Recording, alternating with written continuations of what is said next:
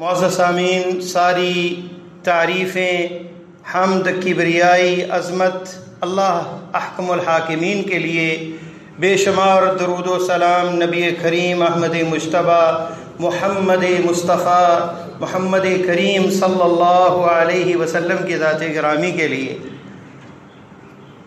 اللہ تعالیٰ کا قرآن مجید میں یہ فرمان ہے، بعد اعوذ باللہ السمیع العلیم من الشیطان الرجیم، وَلَنَبْلُوَنَّكُمْ بِشَيْءٍ مِّنَ الْخَوْفِ وَالْجُوعِ وَنَقْصٍ مِّنَ الْأَمْوَالِ وَالْأَنفُسِ وَالثَّمَرَاتِ وَبَشِّرِ الصَّابِرِينَ الَّذِينَ إِذَا أَصَابَتْهُم مُّصِيبَةٌ قَالُوا إِنَّا لِلَّهِ وَإِنَّا إِلَيْهِ رَاجِعُونَ أُولَٰئِكَ عَلَيْهِمْ صَلَوَاتٌ مِّن رَّبِّهِمْ وَرَحْمَةٌ وَأُولَٰئِكَ هُمُ الْمُهْتَدُونَ۔ اللہ تعالیٰ فرماتے ہیں کہ ہم تمہاری ضرور اور ضرور آزمائش کریں گے، خوف کے ساتھ، بھوک کے ساتھ، وَنَقْصٍ مِّنَ الْأَمْوَالِ وَالْأَنفُسِ، مال کے اندر کمی، جانوں کے اندر کمی وفات کی شکل میں، وَبَشِّرِ الصَّابِرِينَ، صبر کرنے والوں کو بشارت دے دیں۔ الَّذِينَ إِذَا أَصَابَتْهُم مصیبہ، جنہیں مصیبت آتی ہے تو وہ کہتے ہیں کہ ہم اللہ کے لیے ہیں اور اسی کی طرف لوٹنے والے ہیں، انہی پر اللہ کی رحمتیں اور برکتیں ہیں اور یہی ہدایت والے لوگ ہیں۔ تو جب مومن اس دنیا میں آیا ہے، آزمائش آئے گی، آزمائش کے بغیر گزارا نہیں۔ الف لام میم، احسب الناس ان یترکوا ان یقولوا آمنا وهم لا یفتنون وَلَقَدْ فَتَنَّ الَّذِينَ مِن قَبْلِهِمْ فَلَيَعْلَمَنَّ اللَّهُ الَّذِينَ صَدَقُوا وَلَيَعْلَمَنَّ الْكَاذِبِينَ۔ ان آیات بینات میں اللہ تعالیٰ فرماتے ہیں، کیا لوگ یہ گمان کرتے ہیں، انہوں نے کہا کہ ہم ایمان لے آئے اور ہم ان کی آزمائش نہیں کریں گے؟ ہم نے پہلے لوگوں کو بھی آزمایا اور ان کی بھی آزمائش ہوگی، تاکہ اللہ سچے اور جھوٹوں کو جان جائے، تمحیص ہو سکے، چناؤ ہو سکے، اختبار اور ایگزام، امتحان ہو سکے، سچے اور جھوٹے کا فرق واضح ہو سکے، تو آزمائش آئے گی۔ صبر کرنے والوں کے لیے جنتیں ہیں، لیکن اللہ پر توکل اور بھروسہ ضروری ہے۔ انسان اس دنیا کے اندر گھرا ہوا ہے بہت سی مشکلات میں، اور سب سے زیادہ مشکلات پیدا کرنے والا انسان کے لیے اس کا ابدی اور ازلی دشمن کون ہے؟ شیطان۔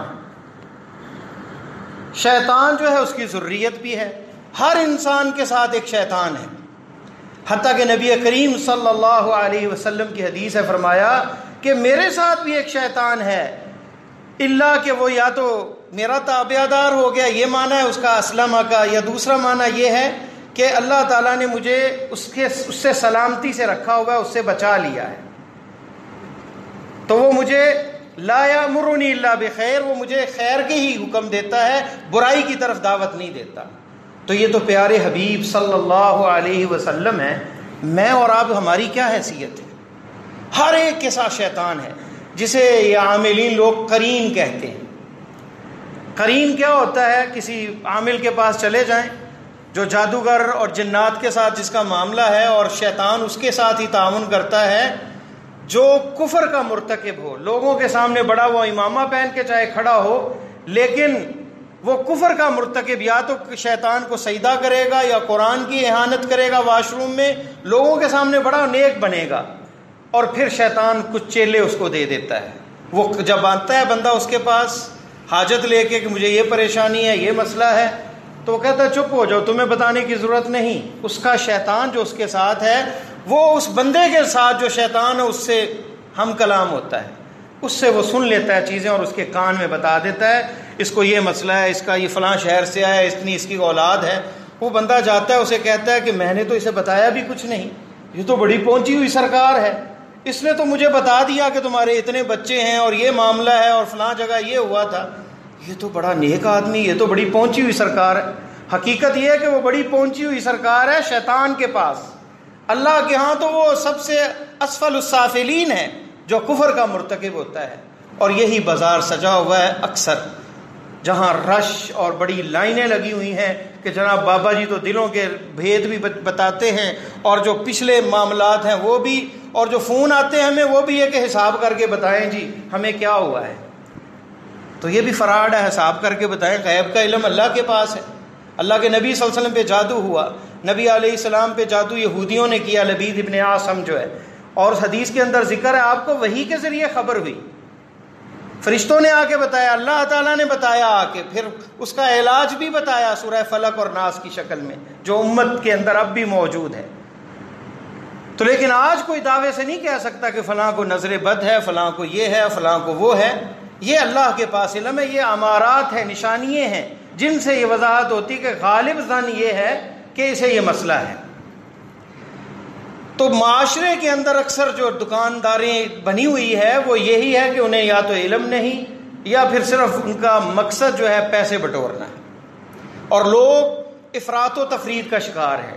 جہاں نفی کی جاتی ہے ان لوگوں کی, وہاں جو صحیح معالج ہیں, جو واقعی علاج کرتے ہیں, ان کی بھی نفی ہو جاتی ہے, انہیں بھی انہی نظروں سے دیکھا جاتا ہے. اور وہ لوگ جو ان مصیبتوں کا شکار ہیں, نظر بد لگ گئی کسی کو جادو ہو گیا, کسی کو جنات کی شکایت ہو گئی, شیاطین ہیں ہر جگہ پھیلے ہوئے ہیں اور 1400 سال دور ہیں نبوت کے عہد سے, تو لوگوں کو جن کو یہ مشکلات ہیں وہ مجبور ہو جاتے ہیں ایسے جاہلوں کے پاس جانے کے لیے, کیونکہ کوئی پڑھا لکھا بندہ اس میدان میں آتا نہیں. پھر وہ کیا کہتے ہیں جی یہ تعویذ ہے, یہ فلاں بازو پہ باندھ لیں, اور یہ دوسرا تعویذ دائیں کندھے پہ بازو پہ باندھ لیں, اور یہ کمر پہ باندھ لیں, اور یہ گھر میں لٹکا دیں. اور نبی علیہ السلام کا کیا فرمان ہے, من تعلق تمیمۃ فقد اشرک, جس نے کوئی تعویذ لٹکایا اس نے شرک کیا. نبی علیہ السلام کا یہ فرمان ہے. پھر کہیں گے جی 10 کلو گوشت بکرے کا چاہیے اور فلاں جگہ پھینک کے آنا ہے, وہ بندہ مجبور ہے, اسے کوئی ملتا ہی نہیں معالج, گرتے کو تنکے کا سہارا, ڈوبتے کو تنکے کا سہارا, تو مجبور ہو جاتا ہے, وہ 10 کلو گوشت دینے کے لیے بھی تیار ہو جاتا ہے.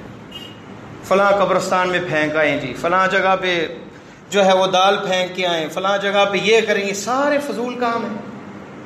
قرآن اور حدیث جو ہے یہ بہترین علاج ہے ہر چیز کا. نبی علیہ السلام نے دین کو مکمل پہنچا دیا, اور اس سے بھی پہلے ایک مرحلہ جو ان آیات بینات کے اندر ذکر ہوا, جو میں نے پڑھی کہ آزمائش تو آئے گی, اور صبر کرنے والوں کے لیے کیا ہے, جنت ہے, اور صبر کرنے والوں کے لیے دنیا میں بھی رحمت اور برکت ہے. دلیل اس کی عطا ابن ابی رباح کہتے ہیں, عبداللہ ابن عباس کے شاگرد, مکہ کے مفتی, تابعین میں سے, کہتے ہیں کہ جس نے اپنے شاگردوں کو کہتے ہیں کہ ابھی ایک لونڈی, ایک غلام عورت, سیاہ عورت یہاں سے نکلے گی, وہ جنتی عورت ہے. شاگرد بڑے حیران ہوئے, نکلی واقع ایک عورت, تو فرمایا یہ جنتی عورت ہے, اور اپنے شاگردوں کو بتایا کہ اللہ کے نبی صلی اللہ علیہ وسلم کے دور میں یہ اللہ کے نبی صلی اللہ علیہ وسلم کے پاس آئی اور کہا انی اسرع, مجھے دورہ پڑتا ہے, بے ہوشی کا دورہ, جس میں کپڑے بھی اتر جاتے ہیں, پردہ نہیں رہتا, پردہ اتر جاتا ہے, بڑی تنگ ہوں. فرمایا اگر تو صبر کرے تیرے لیے جنت ہے, اگر چاہو یہ ختم ہو جائے تو علاج ہے, لیکن اگر صبر کرو تو تمہارے لیے جنت ہے. یہ ہے صبر کا مقام. اللہ پر توکل اور بھروسہ اور تکالیف کہ اللہ نے مجھے دی ہے تو اس پر صابر اور شاکر رہتے ہوئے اسے برداشت کرے, اور اس میں بھی لذت ہے. محبوب کی جو تکلیف دی ہوئی ہوتی ہے اس میں بھی بندے کو مزہ آتا ہے. رب جو ہے اس سے زیادہ محبت کس سے ہوگی, اور اللہ تعالیٰ سب سے زیادہ رحمت کرنے والا اپنے بندے سے. اللہ تعالیٰ نے 100 رحمتیں بنائی, ان میں ایک رحمت اس دنیا میں اتاری جس کے ساتھ باپ بیٹا, ماں بیٹا اور جانوروں اور تمام انسانوں میں جو محبت, مودت اور آپس میں تعلق داری, قرابت داری, رشتہ داری اور یہ سارے رشتے ہیں قائم الفت کے, یہ صرف ایک رحمت کی بدولت ہے. اور 99 رحمتیں اللہ تعالیٰ نے مومنوں کے لیے محفوظ کر لی ہیں قیامت کے روز. اس لیے شیطان بھی کہتے ہیں کہ مایوس نہیں ہوگا اس دن, وہ بھی طمع کرے گا کہ شاید مجھے اللہ کی کوئی رحمت مل جائے. تو وہ رب اتنا جو رحیم ہے, وہ رب جو اتنا کریم ہے, اگر اس نے کسی چیز کے ساتھ آزمایا ہے ہمیں, اگر بندہ اس پہ صبر کرے گا تو اس کے لیے جنت ہے. مسند جامع ترمذی میں ایک اور روایت ہے, اللہ تعالیٰ کہتے ہیں اپنے فرشتوں کو اخذتم ثمرۃ فؤادہ، فلاں میرے بندے جو ہیں اس کے بیٹے کو، اس کے دل کے پھل کو توڑا ہے تم نے. فماذا قال عبدی، میرے بندے نے کیا کہا؟ فرشتے کہتے ہیں حمدک واسترجع، اس نے کہا الحمدللہ انا للہ و انا الیہ راجعون، ساری تعریفیں اللہ کے لیے ہیں، یہ اسی کی مرضی تھی، اسے اقرار کیا، قبول کیا، اور ہم اسی کے ہیں، اسی کی طرف لوٹنے والے ہیں. فرمایا ابنوا لہ بیتا فی الجنہ، اس کے لیے جنت میں ایک گھر بناؤ، وسموہ بیت الحمد، اور اس گھر کا نام رکھو حمد پیلس، ایک محل بنایا جائے گا جس کا نام حمد ہوگا، الحمد یہ پیلس کا نام ہوگا اس محل کا جو اس بندے کے لیے صبر کرنے پہ جنت میں بنایا جائے گا. تو پہلا علاج، جتنی بھی مصیبتیں پریشانیاں آئیں بندہ اس پہ صبر کرے. دوسرا حل، اللہ کے نبی صلی اللہ علیہ وسلم کی حدیث ہے کہ اللہ تعالیٰ نے کوئی بھی داء اور بیماری نازل کی ہے تو اس کے لیے شفا نازل کی ہے. علمہ من علم وجاہلہ من جاہل، جو جاننے والا علم ہے وہ جان گیا، اور جو نہ جان سکا وہ نہ جان سکا اس کو. تو ہر بیماری کا علاج اللہ تعالیٰ نے نازل کیا ہے، اور آپ نے فرمایا تداوو، علاج کرو، علاج کیا جا سکتا ہے، جائز ہے. اور علاج کی آپ کو چند مثالیں دیتا ہوں. نبی علیہ السلام کے دور میں سہل ابن حنیف رضی اللہ تعالیٰ عنہ، یہ صحابی رسول ہیں، ایک جگہ مقام تھا، کہیں غسل کیا تو عامر ابن ربیعہ گزرے اور انہوں نے دیکھا، کہا کہ اتنی خوبصورت جلد میں نے تو کسی لڑکی، نوجوان کنواری لڑکی کی نہیں دیکھی، اتنی حسین جلد والا یہ سہیل ابن حنیف. یہ جملے کہنے تھے تو یہ فوراً ان پہ غشی کا دورہ پڑا تو بے ہوش ہو گئے صحابی. نبی علیہ السلام کو پتہ چلا، فرمایا کہ تم کیوں قتل کرتے ہو ایک دوسرے کو؟ تم نے اس کے لیے برکت کی دعا کیوں نہیں کی؟ نظر لگ گئی. نبی علیہ السلام کے پاس آئے اور نبی علیہ السلام نے یہ جملے ارشاد فرمائے، اور پھر اسے بلایا اور کہا کہ اپنے وضو کے اعضاء، اپنے بازو، اپنے پاؤں، گھٹنوں تک اور اپنے شرمگاہ کو کسی برتن میں دھویا جائے، ان چیزوں کو پانی ڈال کر. پھر وہ سہل ابن حنیف کے پیچھے، سر کے پیچھے کمر کی طرف جو ہے سارا انڈیل دیا گیا اور وہ برتن پھینک دیا گیا. کیا ہوا اس سے؟ ایسے وہ کھڑے ہوئے جیسے انہیں کوئی بیماری تھی ہی نہیں. یہ علاج ہے، نظر بد کا یہ علاج. آج بھی اگر کسی کی نظر لگ جائے اور پتہ چل جائے کہ فلاں کی نظر لگی ہے تو اسے یہی کہا جائے کہ وضو کسی برتن میں کرے اور وہ پانی جو ہے اس کے اوپر بہایا جائے، اور جس سے وہ علاج ہو جاتا ہے اور ٹھیک ہو جاتا ہے. میرے ایک دوست ہیں شادرہ میں، ان کا بچہ قرآن حفظ کرتا تھا، 16 سپارے ہوئے تو اسے دورے پڑنے لگ گئے. بڑے پریشان ہوئے، بڑا 6 مہینے گھومتے رہے. پتہ ہے آپ کو پڑھے لکھے لوگ ملتے نہیں ہیں، دکاندار ملتے ہیں اور جنہیں خود علم ہی نہیں ہوتا، کوئی دم کر رہا ہے، کچھ کیا کر رہا ہے، اور پتہ ہی نہیں ہے کہ مسئلہ کیا ہے، تشخیص ہی نہیں ہو رہی اس کی. ڈاکٹروں کے پاس بھی چکر لگائے. آخر ایک پڑھے لکھے بندے کا پتہ چلا، انہیں ایڈریس دیا، مرید کے میں تھے وہ عالم. انہوں نے کہا اس بچے کو نظر لگی ہے، اپنے خاندان میں ڈھونڈیں کسی اس عورت کو جس کی نظر بڑی تیز ہے، اور جس گھر میں جاتی ہے بچے بیمار ہو جاتے ہیں، ہر خاندان کو پتہ ہوتا ہے کہ فلاں ہماری عورت ہے یا فلاں بندہ ہے، اس کی نظر بڑی تیز ہے. کہا ہاں ہمارے خاندان میں ایک ہے، وہ عورت آئی تھی ہمارے گھر میں. انہیں یاد آیا تو اسے پھر کہا گیا کہ وضو والا پانی دیں، اور وضو والا پانی لے کر اس سے اسے غسل دیا گیا. اس کے بعد وہ دورہ بالکل ختم ہو گیا، بچہ بالکل ٹھیک ہو.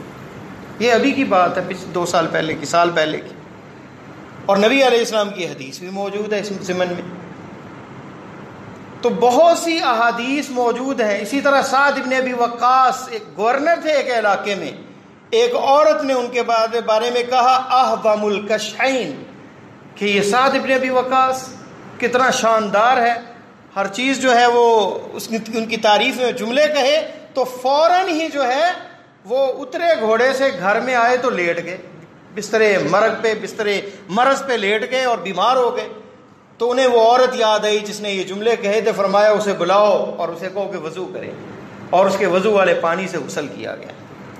شیخ عبداللہ سدحان جو ہیں سعودیہ کے اندر جو ہیں، ان کا ایک ویب سائٹ بھی ہے شفا کے نام پہ، اور وہ راقی ہیں، علاج کرتے ہیں، شرعی علاج، جادو جنات کا، اور یہ سارا وہ علاج کرتے ہیں قرآن و سنت سے۔ ان کے پاس ایک آدمی آیا اپنے بچے کو لے کر، جس کی عمر 7-8 سال تھی، اور سال ہو گیا پورا وہ چلتا نہیں ہے، چلتا تھا اچانک چلنا بند کر دیا، سارے ہاسپٹل گھوم چکے تھے وہ، اور پتہ نہیں چل رہا تھا کہ بیماری کیا ہے۔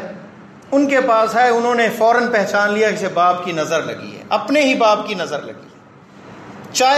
چائے پلائی اور کہا کہ آدھی چائے پینی ہے، اور آدھی چائے جو ہے وہ بچے کو پلا دی، اور اسی مجلس میں بچہ چلنے لگ گیا۔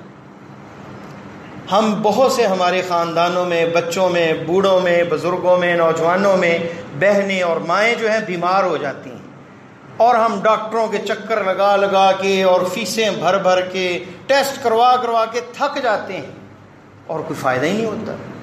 سبب کیا ہوتا ہے؟ نظر بد۔ نبی علیہ السلام کا یہ فرمان ہے کہ اکثر من یموت من امتی بعد قضاء اللہ و قدرہ، اللہ تعالیٰ کی قضائے قدر کے بعد سب سے زیادہ جو میری امت مرے گی، اکثر من یموت من امتی کے لفظ ہیں، اللہ تعالیٰ کی قضاء و قدر کے بعد بالانفس، نظر بد سے مرے گی، یعنی بالعین۔ اور یہ حدیث ہے مسند بزار کے اندر، اور حسن درجے کی حدیث ہے، جابر رضی اللہ تعالی عنہ راوی ہیں اس کے۔ تو نظر جو ہے یہ حق ہے، ان العین حق، بعض روایات میں آتا ہے کہ عین جو ہے یہ حق ہے، اور اسی لیے ہمیں سورہ فلق کے اندر یہ تربیت دی گئی، تعلیم دی گئی، ہم یہ دعا پڑھتے ہیں، تعوذ ہے، اللہ کی پناہ پکڑتے ہیں، من شر حاسد اذا حسد، اے اللہ تیری پناہ میں آتا ہوں حسد کرنے والے کے حسد سے، جب وہ حسد کرنے لگ جائے۔ تو حسد جو ہے یہ عام ہے، ہر نظر لگانے والا جو ہے وہ حاسد نہیں ہوتا۔ باپ تو حاسد نہیں نا بچے کے ساتھ، تو نظر اس کی بھی لگ جاتی ہے، کوئی اچھی چیز لگے اور اللہ کا نام نہ لیا جائے تو نظر لگ سکتی ہے، اور ہر حسد کرنے والا نظر لگانے والا ہوتا ہے۔ اس لیے یہ پناہ عام ہے تاکہ تمام لوگوں کی اس میں آ جائیں، نظر لگانے والا بھی آ جائے اور حسد کرنے والا بھی آ جائے، کیونکہ حسد بیماری ہے ہر چیز کی۔ اگر جادو کروایا جاتا ہے تو کس لیے؟ حسد کی وجہ سے۔ نظر لگتی کس لیے؟ حسد کی وجہ سے۔ تو وَمِن شَرِّ حَاسِدٍ اِذَا حَسَد، یہ ہمیں سکھایا گیا کہ ہم اللہ کی پناہ میں آئیں۔ تو یہ بہترین اسلحہ ہے سورہ فلق اور ناس، اس لیے نبی علیہ السلام صبح و شام 3 دفعہ سورہ اخلاص، فلق اور ناس پڑھ کے اپنے پورے جسم پہ پھیرا کرتے تھے۔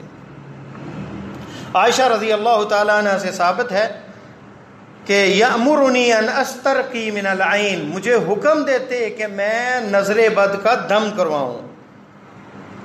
اور اسی طرح امام مسلم نے اور امام احمد اور ترمذی نے روایت بیان کی ابن عباس رضی اللہ تعالی عنہ سے، فرمایا العین حق، نظر بد جو ہے وہ حق ہے، ولو کان شیء سابق القدر لسبقته العین، اگر کوئی چیز سبقت لے کے جانے والی ہوتی قضاء قدر کو تو وہ نظر بد ہوتی۔ اور جب تمہیں کہا جائے کہ غسل کرو تو غسل کرو، یعنی نظر کے لیے اگر کہا جائے کوئی پانی مانگے تو۔ سلسلہ صحیحہ میں شیخ البانی نے اسے صحیح کہا ہے۔ اسی طرح امام احمد اور ترمذی نے اسماء بنت امیس رضی اللہ تعالی عنہ سے ایک روایت بیان کی، فرمایا ان بنی جعفر تصیبہم العین، جعفر کے بیٹوں کو نظر لگ جاتی ہے، افنسترقی لہم، کیا دم کروائیں ان کے لیے؟ قال نعم، آپ نے کہا ہاں، فلو کان شیء سابق القدر لسبقته العین، اگر کوئی چیز سبقت لے کے جاتی اللہ کی قدر قضاء قدر پہ تو یہ نظر بد ہے، اور اسے بھی شیخ البانی نے صحیح کہا ہے۔ اور اسی طرح عائشہ رضی اللہ تعالیٰ عنہ کی روایت جو ہے ابو داؤد میں ہے کہ جب کان یؤمر العین، حکم ملتا جس کی نظر لگی ہے کہ وہ وضو کرے، اور پھر اس سے جس کو نظر لگی ہے غسل دیا جاتا اور وہ ٹھیک ہو جاتا۔ تو نظر کا علاج پہلا یہ ہے۔ دوسرا علاج صحیح بخاری کے اندر حدیث ہے کہ نبی علیہ السلام حسن اور حسین کو یہ دم کیا کرتے تھے، اور فاطمہ رضی اللہ تعالی عنہ کو یہ دعا سکھائی تھی، اور فرمایا کہ ابراہیم علیہ السلام، اسحاق اور اسماعیل علیہ السلام اپنے دونوں فرزند جو نبی تھے انہیں ان دعاؤں کے ساتھ، اس دعا کے ساتھ دم کرتے تھے، اعیذکما بکلمات اللہ التامہ ومن کل شیطان وہامہ ومن کل عین لامہ، میں تمہیں اللہ کی پناہ میں دیتی ہوں یا دیتا ہوں، اللہ کے مکمل کلمات کی پناہ میں، ان کے ساتھ، من کل شیطان وہامہ، ہر شیطان سے اور موذی نقصان دہ چیز سے، ومن کل عین لامہ، اور ہر ملامت والی نظر بد سے۔ تو یہ وہ جملے تھے، یہ وہ دم تھا جو نبی علیہ السلام نے سکھایا۔ اس کے علاوہ حسبی اللہ لا الہ الا هو علیہ توکلت وہو رب العرش العظیم، ابو دردہ رضی اللہ تعالیٰ عنہ سے روایت ہے، یہ حدیث ہے ابو داؤد کے اندر، موقوف ہے یہ روایت، ان کے اقوال میں سے ہے، مرفوع نہیں ہے، لیکن اس کا حکم مرفوع کا ہے۔ فرماتے ہیں کہ جو بندہ 7 دفعہ صبح و شام یہ پڑھ لے، جو بھی بندے کو ہم اور غم ہوتا ہے وہ اللہ تعالیٰ دور کر دیتے ہیں۔ کیا دعا ہے؟ حسبی اللہ لا الہ الا هو علیہ توکلت وہو رب العرش العظیم، یہ دعا 7 دفعہ صبح 7 دفعہ شام پڑھ لیں، تو اس سے بھی جو ہے بندے کی حفاظت ہوتی ہے اور غم اور پریشانیاں دور ہو جاتی ہیں۔ جبریل علیہ السلام جو ہیں وہ نبی علیہ السلام کو یہ دم کیا کرتے تھے۔ کیا وہ تھا رقیہ جبریل علیہ السلام کا؟ یہ جامع ترمذی کے اندر ہے اور ابو داؤد کے اندر ہے۔ آپ کہتے بسم اللہ ارقیک، اللہ کے نام کے ساتھ میں آپ کو دم کرتا ہوں، من کل شیء یؤذیک، ہر اس چیز سے جو آپ کو تکلیف دے، من شر کل نفس، ہر نفس کے شر سے، او عین حاسد، اور حسد کرنے والی آنکھ سے، اللہ یشفیک، اللہ آپ کو شفا دے، بسم اللہ ارقیک، اللہ کے نام کے ساتھ آپ کو دم کرتا ہوں۔ تو شرعی دم موجود ہے، اور یہ نہیں ہے کہ بس آپ تسبیح تھوڑی سی پھیریں اور پھوکے ماریں اور چلیں کام ہو گیا، بلکہ شریعت کے مطابق جو ہے وہ دعائیں پڑھیں جو ثابت ہیں، جو ثابت ہے اللہ کے نبی صلی اللہ علیہ وسلم سے، اور کرنے والا معالج بھی پڑھا لکھا عالم ہونا چاہیے۔ آج افسوس سے کہنا پڑتا ہے جن کو کلمہ نہیں پڑھنا آتا، آیت الکرسی نہیں پڑھنی آتی، لکھنا نہیں آتا، انہوں نے جناب وہ تعویذ لکھ کے دے رہے ہیں، فوٹو کاپیاں کر کے دے رہے ہیں، اور جناب ڈیرا چلا ہوا ہے اور لوگ آ رہے ہیں، اور شیطان بھی ایسے کام میں معاونت کرتا ہے۔ پھر وہ کیا ہے کہ کسی کو شفا اللہ کی طرف سے ہوگی تو نام اس کا آ گیا، جناب وہاں گیا تھا اور 10 بندوں کو اس نے بتایا، جو 10 جن کو فائدہ نہیں ہوا وہ خاموش ہو کے بیٹھ گئے، اور جن کو فائدہ ہوا اس نے 10 کو بتا دیا، وہ 10 اور آ گئے۔ تو اس طرح وہ سلسلہ چلتا رہتا ہے، اور یہ شبہ بہت بڑا ہے، بتوں کے پاس جانے والوں کو بھی شفا مل جاتی، شفا تو اللہ نے دینی ہے۔ رب انہن اضللن کثیرا من الناس، اللہ ابراہیم علیہ السلام نے دعا کی کہ انہوں نے بہت سے لوگوں کو گمراہ کر دیا۔ کیسے گمراہ کر دیا؟ بت کے پاس آئے، منت مانگی، شفا اللہ نے دی، نام اس بت کا آ گیا۔ یہ مشرکین کا قدیم شبہ ہے، اور آج بھی افسوس سے کہنا پڑتا ہے۔ یہاں کشمیر کے بارے میں ایک ویڈیو وائرل ہوئی کہ وہاں وہ کوئی گاڑی گر گئی دریا میں، اور ان کو بچانے کے لیے وہ مل نہیں رہی تھی، بکرا ذبح کر کے وہ دریا میں پھینکا گیا۔ جہالت ہے، کسی غریب بچے کو، کسی غریب یتیموں کو، بیوہ عورت کو وہ گوشت بانٹ دیا جاتا ہے، انسان کھاتے ہیں، ایسے پھینک دینا۔ کچھ لوگ اب بھی دریا میں پھینکتے ہیں خضر علیہ السلام کے نام پہ پیسے۔ یہ جاہلیت کی شکلیں ہیں۔ پھر نظر بد سے بچنے کے لیے نئی گاڑی خریدی، کالا کپڑا باندھ دیا اس کے ساتھ، پرانا جوتا باندھ دیا اس سے کہ نظر بد نہیں لگے گی۔ اس سے کیا بچت ہوگی؟ نیا گھر بنایا اور اس کے اوپر الٹی ہنڈیاں رکھ دی، یا کالا کپڑا اوپر باندھ دیا۔ تو یہ شکلیں ہیں جو لوگ جو ہیں وہ نظر بد سے بچنے کے لیے اپناتے ہیں، یا تعویذ لے لیا جناب اس سے نظر بد سے محفوظ رہیں گے۔ اللہ کے نبی صلی اللہ علیہ وسلم سے اگر ثابت ہوتا تو آپ کو کیا ضرورت تھی کہ روز پڑھتے، دم کرتے؟ آپ بھی بتا دیتے یہ تعویذ لٹکا دو بچوں کو اور خود بھی لٹکا لو، وقت کی بھی بچت ہوگی، پڑھنے کی ضرورت ہی نہیں ہے۔ لیکن نہیں، آپ نے تو روز اپنے آپ کو دم کیا ہے، اور یہ بھی کہا، عائشہ رضی اللہ تعالیٰ عنہ کو حکم دیا ہے کہ دم کرواؤ نظر کے لیے۔ آج کون ہے دم کرنے والا؟ جائیں تو ایسے ہی ہمیں نظر آتے ہیں، معالج نظر ہی نہیں آتے، کوئی چند ایک ہے انگلیوں پہ گنے چنے جو لوگ ہیں، اور ان کے بارے میں بھی شک و شبہات کا شکار ہے کہ جناب ایسے ہی ہے، کوئی نہیں نظر ہوتی۔ تو ان احادیث کی بدولت ہمیں نظر آتا ہے کہ گھر گھر میں یہ مسئلہ ہے۔ آپ نے فرمایا اکثر میری امت سے جو مرے گا وہ نظر بد سے مرے گا، لیکن ہسپتال ہمیں زیادہ نظر آتے ہیں اور دم کرنے والے کم نظر آتے ہیں. جو شرعی معالجین ہیں، جو قرآن و سنت کے مطابق کرتے ہیں، وہ نظر نہیں آتے. عطائی ڈاکٹر اور حکیم کہتے ہیں نیم حکیم خطرہ جان اور نیم ملا خطرہ ایمان. تو ایمان کو خطرہ ہے اگر ہم غلط کام کریں گے یا پھر اگر سحر یا کسی جادوگر کے پاس جائیں گے. آپ نے فرمایا من اتا کاہنا او عرافا فصدقہ بما یقول فقد کفر بما انزل علی محمد. جو کسی کاہن یا عراف کے پاس جا کے ہاتھ دکھایا اس نے اور اس کی تصدیق کر لی کہ وہ کہے کہ تمہیں یہ مصیبت ہے اور یہ ہے اور ایسا اور ویسا ہے، تو اس نے جو اللہ کے رسول صلی اللہ علیہ وسلم پہ نازل ہوا اس کا انکار کیا، کفر کیا. اور جو مذاق میں جس نے ہاتھ ہی اس کو دکھایا، لن تقبل لہ صلاۃ 40 لیلہ، اس کی 40 دن تک جو ہے نماز قبول نہیں ہوگی. جو صرف اس کی تصدیق نہیں کی، ہاتھ ہی دکھانے چلا ہی گیا اس کے پاس. تو کتنی ضرورت ہے ان چیزوں سے بچنے کی ہمیں. اور سحر جو ہے جادو کرنے والا، کروانے والا، وہ کافر ہو جاتا ہے. یہ کالا جادو لوگوں کے گھروں میں بانٹے جاتے ہیں پمفلٹ کہ کالے جادو کی کاٹ اور یہ فلاں بنگالی بابا اور فلاں بابے. ہمارے معاشرے کے اندر پتہ نہیں کس طرف چل پڑا ہے معاشرہ. بچوں کو خود دعائیں یاد کریں، صبح و شام کے اذکار یاد کریں، تو کسی کے پاس جانے کی ضرورت نہیں. فرمایا سورہ بقرہ جس گھر میں پڑھی جاتی ہے لا یقربہ الشیطان، شیطان اس گھر کے قریب نہیں آتا. خواتین میں سورہ بقرہ جس گھر میں پڑھی جاتی 3 دن شیطان، سورہ بقرہ پڑھی جائے 3 دن شیطان اس گھر کے قریب نہیں آتا. آیت الکرسی جو روز پڑھتا ہے اور اللہ کی طرف سے نگہبان مقرر ہو جاتا ہے اس گھر پہ، حفاظت ہوتی ہے اللہ کی طرف سے. اور یہ صحیح مسلم کے اندر حدیث موجود ہے. جب ہم دین سے دور ہوں گے، اسلام سے دور ہوں گے، تو پھر ایسے چکروں میں پڑ جائیں گے. اللہ تعالیٰ سے دعا ہے کہ اللہ ہمیں قرآن و سنت پر عمل کرنے کی توفیق عطا فرمائے اور خاتمہ ہمارا ایمان پہ فرمائے. اقول قولی ھذا واستغفر اللہ لی ولکم ولسائر المؤمنین فاستغفروہ انہ ھو الغفور الرحیم.